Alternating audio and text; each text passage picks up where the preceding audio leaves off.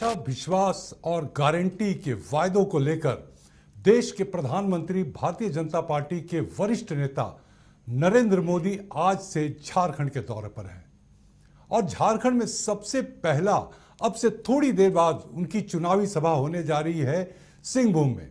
जी हां, ये वही सिंहभूम है जहां पर कांटे की टक्कर है जोबा मांझी और गीता कोड़ा में। दिलचस्प पहलू मित्रों यह भी है कि गीता कोड़ा कल तक कांग्रेस की सांसद थी और जिस तरीके से रणनीति के खेल में उन्हें उलझाते हुए और अपनी मतलब को साधते हुए भारतीय जनता पार्टी ने अपने खेमे में किया, तो दूसरी तरफ उनकी टक्कर है जोबा मांझी से। जोबा मांझी झारखंड की पूर्व मंत्री भी रही हैं और मनोहरपुर से वर्तमान में विधायक भी वो रही हैं। लेकिन इन सब के बीच में आखिर सिंहभूम का सियासी दांवपेच क्या है, यह भी हमें सोचना होगा। सिंहभूम की समस्याएं क्या है, यह भी हमें जानना होगा और इसके साथ यह भी जानना होगा कि कुल 21 प्रत्याशियों वाले सिंहभूम लोकसभा सीट पर आखिर उसका दावेदार कौन होगा। लेकिन उससे पहले देखिए यह रिपोर्ट।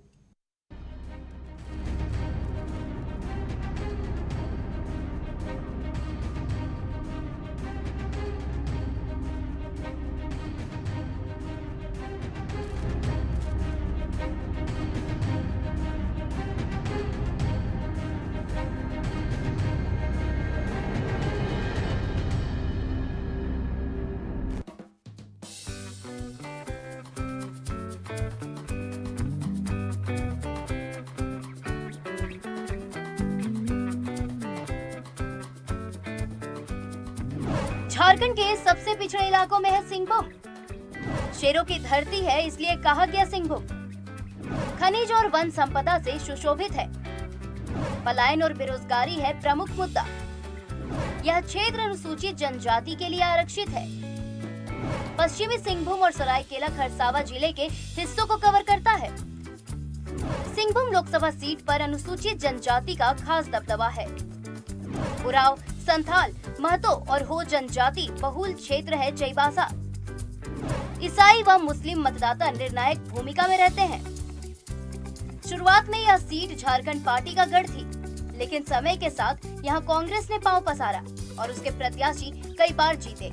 इस सीट से झारखंड के पूर्व मुख्यमंत्री मधु कोड़ा भी निर्दलीय प्रत्याशी के तौर पर चुनाव जीत चुके हैं। सिंहभूम में पलायन और बेरोजगारी हमेशा से एक ज्वलंत मुद्दे के रूप में सामने आया है। गौर करने वाली बात यह है कि 2009 के बाद कोई भी सांसद अपनी सीट यहां बचा नहीं पाया है, यानी यहां वोटरों का रुख साफ है। बदलाव यहां जरूरी है। 1957 में दूसरे लोकसभा निर्वाचन के दौरान यह संसदीय क्षेत्र अस्तित्व में आया। 1957 में ही झारखंड पार्टी के शंभुचरण गोडसोरा ने जीत दर्ज की। 1962 में झारखंड पार्टी के हरिचरण सोई ने दर्ज की थी जीत। 1967 में झारखंड पार्टी के गोलाई बीरुआ की जीत। 1971 में झारखंड पार्टी के मोरन सिंह पूर्ति जीता यह सीट। 1977 से 1989 तक कांग्रेस के बागुन सुमरई रहे सांसद। 1991 में पहली बार यहां झामुमो के कृष्णा मरांडी ने दर्ज की जीत। 1996 में पहली बार यहां से बीजेपी के चित्रसेन सिंकू ने जीती यह सीट।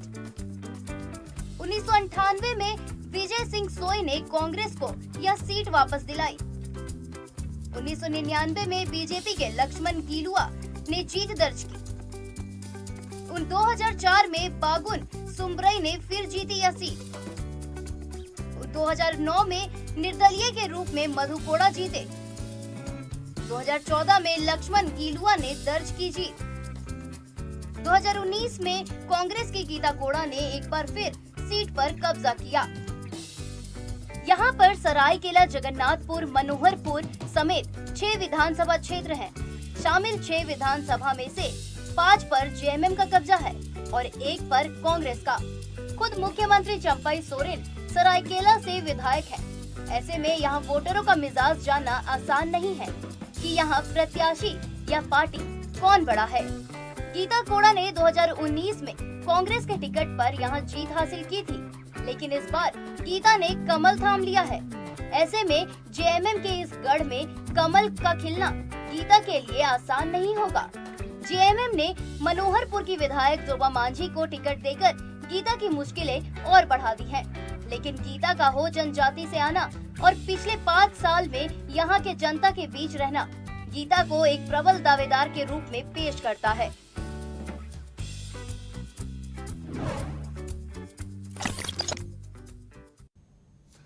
सिंहभूम सीट पर समस्याएं बहुत हैं, लेकिन उसके साथ वायदों का पिटारा भी नेता खोल रहे हैं।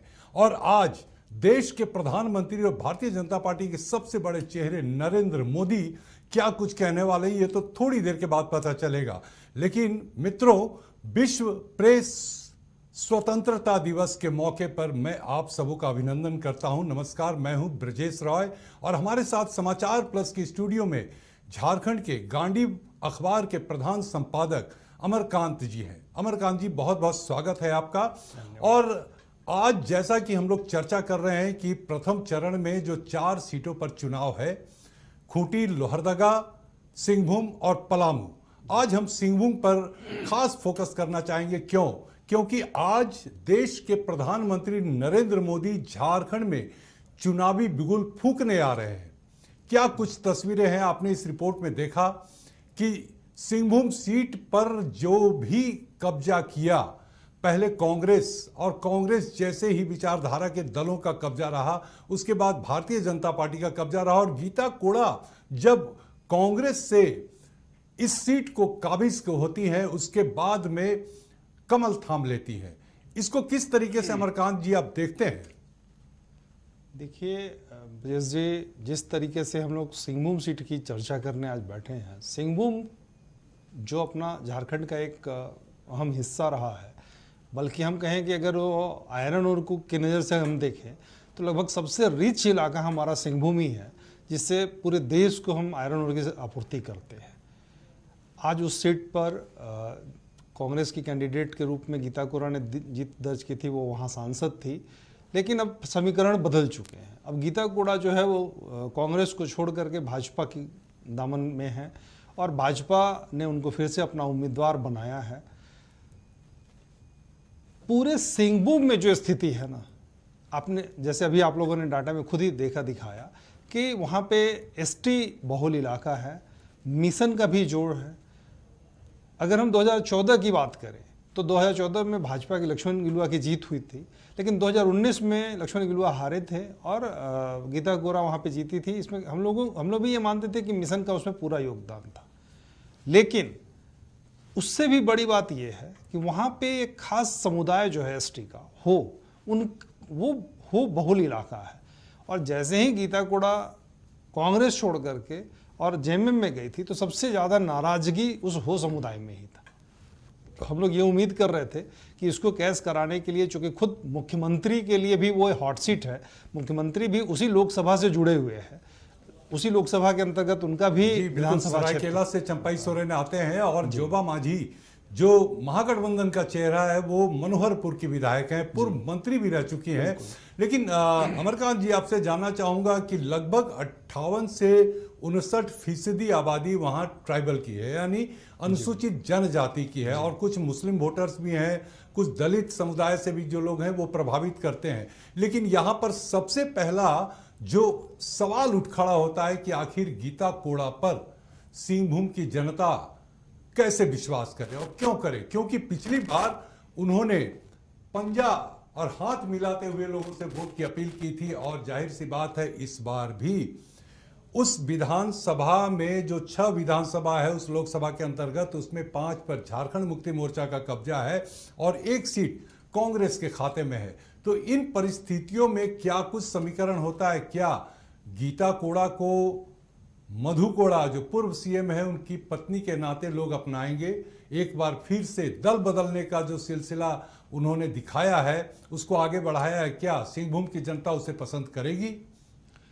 कि सिंहभूम के आर्थिक हालात को अगर आप देखें, 2014 के चुनाव, 2019 के चुनाव में, विधानसभा चुनाव की मैं बात कर रहा हूं, तो उस समय पहले से हम लोग के पास सूचनाएं आने लगी थी जो एकदम अविश्वसनीय सी लग रही थी कि इस पूरे इलाके में जो है उस समय यहाँ पे स्टेट में बीजेपी की सरकार थी और ये सूचनाएं आ रही थी कि सुपड़ा साफ हो जाएगा। लग नहीं रहा था कि ऐसा होगा, लेकिन जो रिजल्ट आए वो वही थे।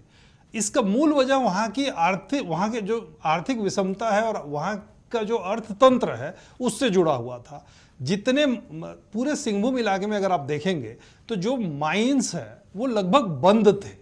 2017-18 में जो शाह कमीशन वाला मामला आया था उसके बाद से लगभग सारे माइंस बंद थे, जिससे वहाँ की अर्थव्यवस्था की पूरी रीढ़ टूटी हुई थी। और शायद यही वजह है अमरकांत जी कि वहाँ पलायन भी एक बड़ा मुद्दा है, बिल्कुल। रोजी रोजगार एक बड़ा मुद्दा है। ये बहुत अचरज करने वाली बात है ब्रजेश जी कि जिस सिंहभूम की बात हम लोग कर रहे हैं उसमें आपका चाईबासा है, उसमें आपका जामदा है।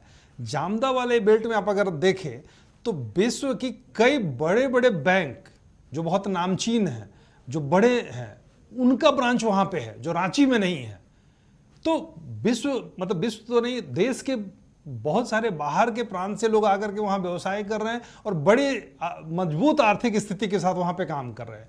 लेकिन जो वहाँ स्थानीय लोग हैं उनकी स्थिति सिर्फ और सिर्फ लेबरर की है, सिर्फ माइंस में से माल निकालते हैं और बेचते हैं। लेकिन जब माइंस बंद हो जाएगा तो निश्चित तौर पे जो बड़े व्यवसायी हैं उनका तो कहीं से धंधा चल जाता है, बट वो लोग जो हर दिन खोदते हैं, निकालते हैं, जिससे उनकी रोजी रोटी जुड़ी है, वो सड़क पे आ जाते हैं। तो फिर वो पलायन वाला मामला सामने आता है। बिल्कुल सही बात है। संपत्ति हमारी लेकिन राजा कोई और हम रह गए फकीर के फकीर ही। यही हालात कमोबेश अमरकांत जी बता रहे हैं। बहुत बारीक विश्लेषण इन्होंने कर रखा है और इनकी लेखनी में भी वो दम है कि इनकी रिपोर्ट्स पर यहाँ की जनता, यहाँ के पाठक बहुत भरोसा करते हैं।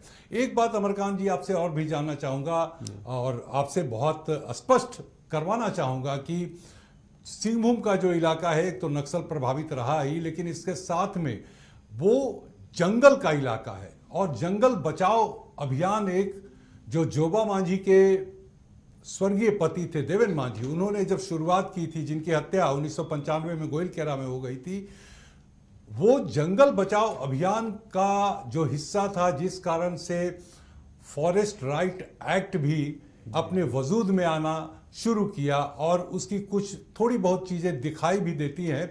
लेकिन जंगल बचाओ अभियान के तहत जो देवेन मांझी का जो काम था उसको आज भी लोग याद करते हैं। होस समाज का बाहुल्य है और जोबा मांझी पर ये एक सवाल खड़ा होता है कि वो इस समुदाय से नहीं आती हैं तो उनको शायद वहां के मतदाता दरकिनार करें। लेकिन देवेन मांझी की वो पत्नी है और जंगल बचाओ अभियान से उनका परिवार जुड़ा हुआ रहा है। इस दिशा में आप किसको देखते हैं? जोबा मांझी क्या दावेदार बनती हुई दिखाई पड़ती हैं आपको? देखिए, जोबा मांझी जो है वो लंबे समय तक झारखंड की राजनीति में महत्वपूर्ण भूमिका में रही हैं, राज्य में मंत्री भी रही हैं और उनका अच्छा खासा वहाँ पे कद देखा माना जाता है, खास करके मनोहरपुर इलाके में। लेकिन यहाँ स्थिति लोकसभा की जब हम बात करते हैं, जब लोकसभा चुनाव की बात करते हैं, तो उसमें कुल 6 विधानसभा आते हैं और इसमें जोबा मांझी एक पार्टिकुलर एरिया में मजबूत है।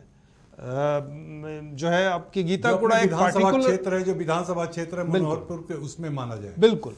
गीतागुड़ा चूंकि सांसद रही हुई हैं, उनके पति जो है मधु कोड़ा जो है वो मुख्यमंत्री रहे हुए हैं और मधु कोड़ा तमाम चीजों को जान रहे हैं और मधु कोड़ा के विषय में कहा जाता है कि कुशल रणनीतिकार भी वो है। कुशल रणनीतिकार है, डाउन टू अर्थ है, डाउन टू अर्थ दोनों है। जोबा मांझी भी बहुत सामान्य दिखती हैं, कभी उनमें वो ऑरा नहीं दिखता है कि हाँ मंत्री रही हैं या उतने बड़े लिगेसी को वो हैंडल करती रही हैं, बहुत साधारण वे में रही हैं। ये वहाँ के लोगों को दोनों का चेहरा पसंद है। लेकिन अभी सबसे बड़ी समस्या जो अभी हाल में हम लोग वहाँ गए थे घूमने के लिए, उस इलाके को हमने देखा है, तो वहाँ पे जो परेशानी 2019 में जिसका खामियाजा भाजपा को भुगतना पड़ा था 2019 के विधानसभा चुनाव में, वही स्थिति इस बार फिर खड़ी है। इस 5 साल में भी कोई माइंस वहाँ स्टार्ट नहीं हो पाया। अगर वहाँ पे सेल की बात करें, टाटा की बात करें या रुंगटा की बात करें तो 2-3 माइंस को छोड़ दीजिए तो लगभग 15-17-20 माइंस वहाँ पे अभी भी बंद पड़े हैं, जिससे कि रोजगार वहाँ पे जीरो है। वो बिल्कुल सही बात है। ये आपके लिए गौर करने की बात है, हमारे दर्शकों के लिए, कि वायदे तो बहुत होते रहे लेकिन जो सिंहभूम के आर्थिक हालात की तस्वीर सजनी चाहिए वो आज तक सज नहीं पाई है। और यही वजह है कि जनता या मतदाता जो कहे जाए उनके सामने एक बार फिर से नेता वोट मांगेंगे, वायदों का पिटारा खोलेंगे, लेकिन स्थिति शायद कहीं वही जस की तस न रहे। इन परिस्थितियों के बीच में अमरकांत जी आपसे जानना चाहेंगे कि एक अहम सवाल है कि महागठबंधन सभी 6 विधानसभा सीटों पर काबिज है। ऐसी परिस्थिति में 5 पे है। महागठबंधन 1 पर कांग्रेस और 5 पर झारखंड मुक्ति मोर्चा, यानी उस लोकसभा के जितने भी विधानसभा हैं वहां पे महागठबंधन का कब्जा है। इन परिस्थितियों में जब पिछली बार गीता कोड़ा जो महागठबंधन की प्रत्याशी के तौर पर ही आई थी और जीतकर लोकसभा भी पहुंची थी, इस बार वो महागठबंधन की नहीं बल्कि भारतीय जनता पार्टी के प्रत्याशी हैं। ऐसी परिस्थिति में क्या आपको लगता है कि गीता कोड़ा की दावेदारी मजबूत है? क्या वो दावेदार के तौर पर गीता कोड़ा को सिंहभूम के लिए इस बार भी माना जा सकता है? विजय जी, आपने अभी जस्ट कहा कि गीता कोड़ा के पति जो मधु कोड़ा जो पूर्व मुख्यमंत्री रहे, वो बहुत अच्छे रणनीतिकार माने जाते हैं। मुख्यमंत्री रहते हुए भी वो वहाँ के जनमानस में जिस तरह से घुले मिले थे, और पिछले 10 साल की हम बात करें जब वो मुख्यमंत्री नहीं रहे, तब भी इतने डाउन टू अर्थ रहे, गली गली घूमना, बाइक पे घूमना उनकी रोज के क्रियाकलापों में शामिल है। तो वो कनेक्ट बहुत अच्छा है उस फैमिली का, इसमें कहीं कोई डाउट नहीं है। गीता कोड़ा भी लगभग जगहों पे फैमिली का कनेक्शन जो है आम वोटर के साथ वो लगातार एक जैसे रहा, और वो घर आंगन में और चौपाल में बैठ के उनके साथ भोजन पानी भी करते रहे। खुद जो जिस हो समुदाय की हम बात करते हैं, जो वहाँ पे बहुतायत में है, जो अधिकतर वोटर हमारे वहाँ पे, वो एक मतलब बहुत ही इम्पॉर्टेंट रोल प्ले करने वाले हैं, और गीता कोड़ा भी उसी से कनेक्ट है, उसी समुदाय से है। तो नाराजगी तो उनमें जरूर थी कि वो उन्होंने कांग्रेस को छोड़ करके भाजपा का दामन क्यों थामा, लेकिन ओवरऑल जो हम लोग जाति धर्म से बाहर निकल नहीं पाते हैं, तो उसका असर अब दिखना शुरू हो गया है।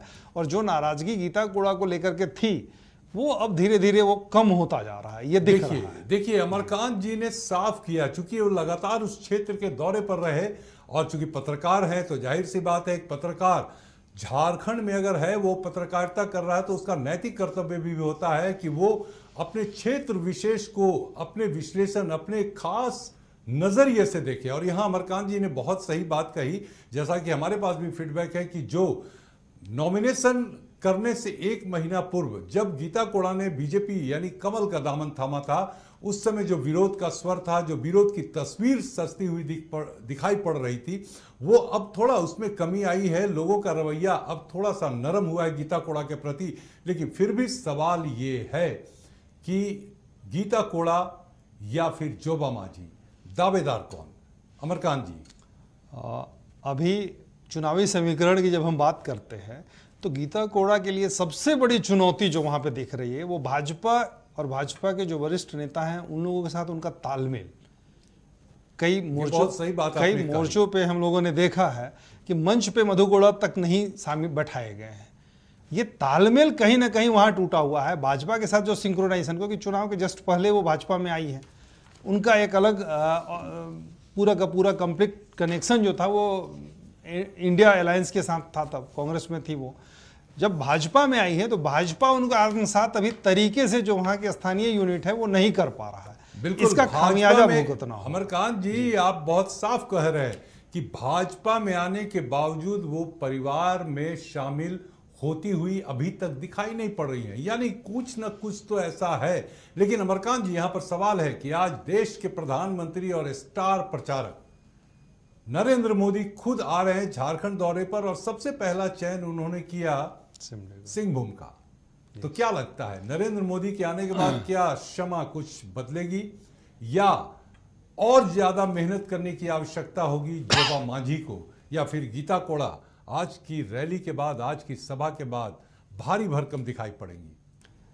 देखिए, गीता कोड़ा का कद वहां पे भारी भरकम था है, लेकिन जो इश्यूज थे, बीजेपी का आपस सिंक्रोनाइजेशन नहीं हो रहा था। मैं समझता हूं कि भाजपा के जो रणनीतिकार थे ऊपर लेवल पे, उन तक भी ये सूचनाएं पहुंची होंगी। इसी का असर हमको लगता है कि प्रधानमंत्री का पहला कार्यक्रम, फर्स्ट फेज, जो झारखंड का झारखंड का जो पहला फेज है, जो देश का चौथा फेज है, इसमें पहला कार्यक्रम प्रधानमंत्री का उसी इलाके में लगा है जहां पे भाजपा और उनके कैंडिडेट के बीच में सिंक्रोनाइजेशन नहीं है। कहीं ना कहीं यही मैसेज था ऊपर तक, और इसलिए शायद प्रधानमंत्री को खुद चल के आना पड़ा है, और पहला वो सीट है जिस पे वो आज कैंपेनिंग कर रहे हैं। अब देखना ये है कि आज जो सभा वहाँ हो रही है, अभी हमको लग रहा है कि मंच पे वो लोग होंगे अभी, तो मंच पे क्या मधु कोड़ा को शामिल किया बैठाया गया है, मधु कोड़ा क्या मंच पे गए हैं? अमरकांत जी, आपसे जानना चाहूंगा कि अगर मंच पर झारखंड के पूर्व मुख्यमंत्री मधु कोड़ा को, जो गीता कोड़ा के पतिदेव हैं, रणनीतिकार हैं, अगर उन्हें जगह मिलती है तो तस्वीर, सियासी तस्वीर कुछ अलग तरह की सजती हुई दिखाई पड़ेगी। एक्सेप्टेंस होगा ये। अभी बीजेपी में गीता कोड़ा का कुछ हद तक एक्सेप्टेंस है, लेकिन मधु कोड़ा तो एकदम से एक्सेप्टेंस नहीं है। जबकि मधु कोड़ा का बैकग्राउंड अगर हम लोग देखें तो वो संघ से जुड़े रहे हैं और अच्छे भाजपा में उनकी अच्छी पैठ रही है, भाजपा से भी रहे हैं वो। लेकिन आज चूंकि उन पर एक आरोप लगा हुआ था, झारखंड के घोटाले से उनका कनेक्शन जुड़ा हुआ था, इसलिए प्रदेश भाजपा कहीं ना कहीं उनको बाइकआउट करके चल रही है, उनको माइनस करके चल रही है। और इसका असर गीता कोड़ा के कैरियर पे पड़ रहा है, अभी तक दिख रहा है। लेकिन अभी समय है। बात है अमरकांत जी, राजनीति में यही होता है कि हम आपको अपना तो लिए, लेकिन पूरी तरह से अपनाए या नहीं अपनाए ये आप जानिए या हम जाने। और यही खेल और यही तमाशा, सियासी तमाशा जिसको कह सकते हैं, देखने को सिंहभूम में मिल रहा है। बहरहाल, लेकिन एक बात अमरकांत जी आपसे और जानना चाहूंगा, वो ये है कि आप बहुत बारीक तरीके से झारखंड के सभी क्षेत्र को देखते रहे हैं, लिखते रहे हैं, विश्लेषण करते रहे हैं। सिंहभूम की अगर समस्याओं की गिनती आपने जो गिनवाई उनको देखा जाए, अगर इस बार दावेदार तो जो भी हो वो तय है कि कोई ना कोई दावेदार होगा, लेकिन जो समस्याएं हैं उसके निजात के लिए आप क्या सुझाव देना चाहेंगे? सिंहभूम हमारा एक ऐसा प्रांत है जो हम कहें कि संथाल के बाद सबसे ज़्यादा वो बैकवर्ड इलाका हमारा है।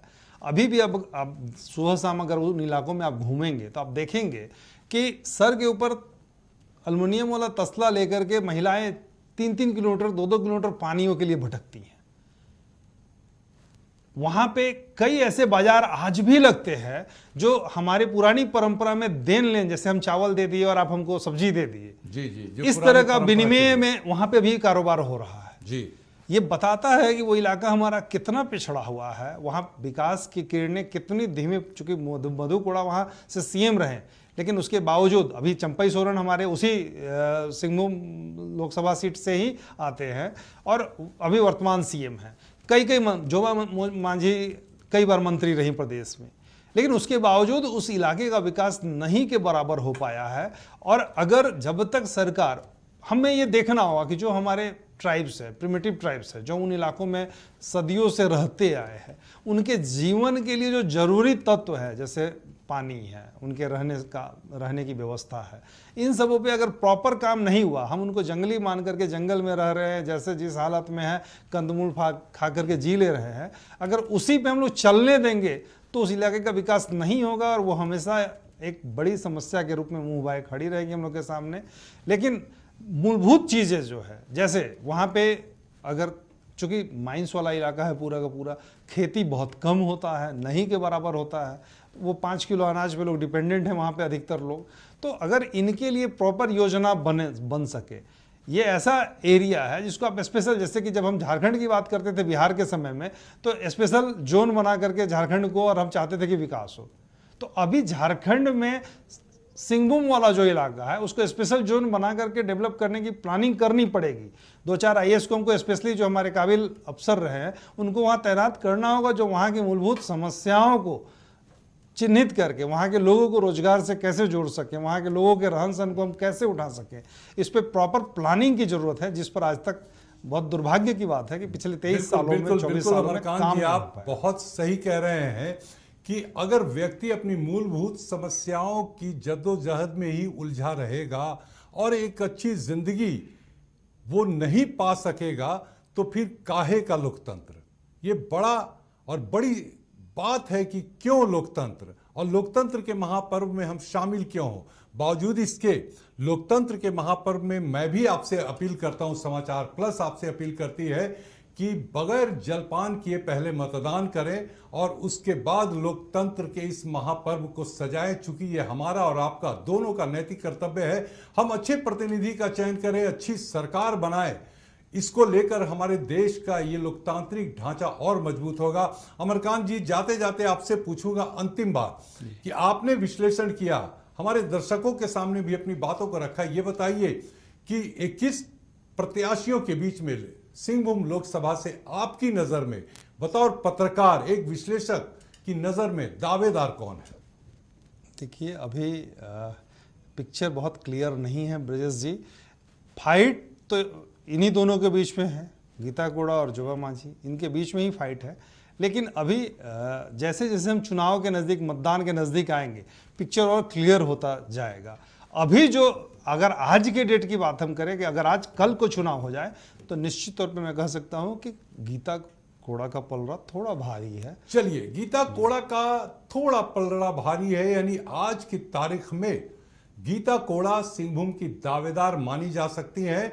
और बड़ी बात यह है कि अब से थोड़ी देर बाद प्रधानमंत्री नरेंद्र मोदी जब मंच से सिंहभूम की जनता को संबोधित करेंगे तो उसके बाद सियासी तस्वीर क्या करवट बदलती है, यह भी देखना दिलचस्प होगा। लेकिन मैं फिर से कहूंगा कि पोलिंग के दिन, यानी वोट कास्ट करने के दिन, आप अपने घर से जरूर निकले। थोड़ी तपिश आपको जरूर सताएगी, हो सकता है कि बारिश भी हो या आसमान पर बादल भी छाए रहे, लेकिन आप अपने हौसले को बनाए रखिएगा, वोट जरूर डालिएगा। इसी के साथ आपसे इस खास कार्यक्रम दावेदार से विदा लेता हूं। नमस्कार।